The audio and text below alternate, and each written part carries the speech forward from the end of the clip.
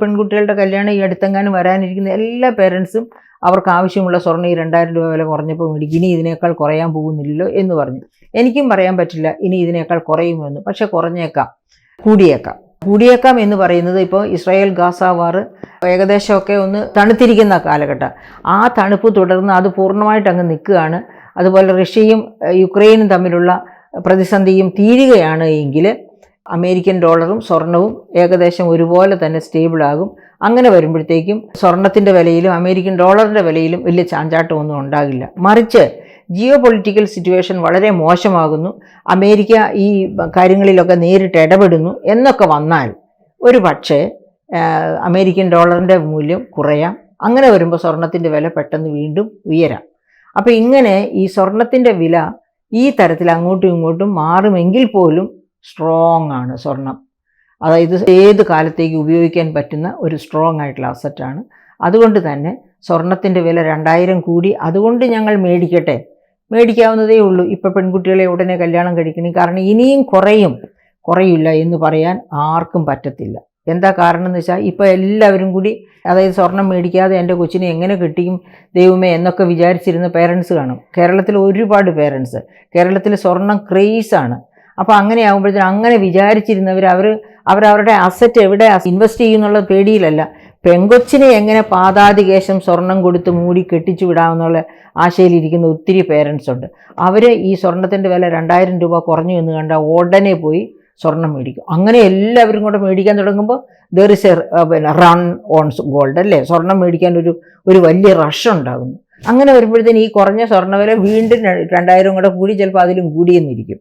അപ്പോൾ നേരെ മറിച്ച് അത്ര ഒരു വലിയ ആർത്തി ആരും കാണിക്കാതെ ഇരിക്കുകയാണ് എന്നുണ്ടെങ്കിൽ ഈ വില ചിലപ്പോൾ കുറേ കാലത്തേക്ക് തുടർന്നേക്കാം. പക്ഷേ ഓൾറെഡി മേടിച്ച് വെച്ചവർ ഒട്ടും ഭയക്കണ്ട, സ്വർണത്തിൻ്റെ വില ഇനിയും മുകളിലേക്ക് തന്നെ പോകാം. പക്ഷേ ഒരു കാര്യവും കൂടി ഞാൻ പറഞ്ഞുകൊള്ളട്ടെ, ഒരു നല്ല സമാധാന അന്തരീക്ഷം, അതായത് USSR യുക്രൈൻ യുദ്ധം പൂർണ്ണമായിട്ട് മാറി, ഗാസ ഇസ്രയേൽ യുദ്ധം പൂർണ്ണമായിട്ട് മാറി, ഒരു നല്ല സമാധാന അന്തരീക്ഷത്തിലേക്ക്, അതായത് 2000-ലൊക്കെ നമ്മൾ അനുഭവിച്ചിരുന്ന തരത്തിലുള്ള ഒരു മാറ്റത്തിലേക്ക് വരികയാണെങ്കിൽ, 2000-ൽ വലിയ മാറ്റമൊന്നുമില്ല, കുവൈറ്റ് വാറൊക്കെ വന്നത് ആ സമയത്തൊക്കെയാണ്. അങ്ങനെ ഏതായാലും വലിയ അപ്ഹിവൽസ് ലോകത്തില്ലാത്ത ഒരു സാഹചര്യത്തിലേക്ക് വരികയാണെങ്കിൽ സ്വർണത്തിൻ്റെ വില ഒരു പക്ഷേ ഇനിയും താഴേക്ക് പോകാം. 20,000-ലായിരുന്നു ഒരു പവൻ്റെ വില, 20,000-ൻ്റെ റേഞ്ചിലായിരുന്നു. അവിടെ നിന്നാണ് ഈ യുദ്ധവും കോവിഡും അങ്ങനെയൊക്കെയുള്ള ഇതിലുണ്ടായ മാറ്റങ്ങളും ഒക്കെ കാരണം സ്വർണം കൂടുതൽ ഷൈൻ ചെയ്യാൻ തുടങ്ങിയതും വില ഈ പറഞ്ഞതുപോലെ 50,000-ൻ്റെ മുകളിലേക്ക് പോയതും. അപ്പോൾ ആ അവസ്ഥയില്ലാതെ ഒരു നോർമൽസി, ലോകത്ത് ഒരു സമാധാന അന്തരീക്ഷം വരികയാണെങ്കിൽ ഒരു പക്ഷേ ആ 25,000-ൻ്റെ 20,000-ൻ്റെ ഒക്കെ റേഞ്ചിലേക്ക് വീണ്ടും പോയെന്ന് വരാം. പക്ഷേ വീണ്ടും സാഹചര്യങ്ങൾ മാറുമ്പോൾ സ്വർണത്തിൻ്റെ വില പിന്നെയും അതുപോലെ പോകും. അപ്പോൾ നമുക്ക് സ്വർണത്തിൻ്റെ വിലയെപ്പറ്റി വലിയ ഉറച്ച നിഗമനങ്ങളിലെത്താനോ ഉപദേശിക്കാനോ പറ്റില്ല ആരെയും.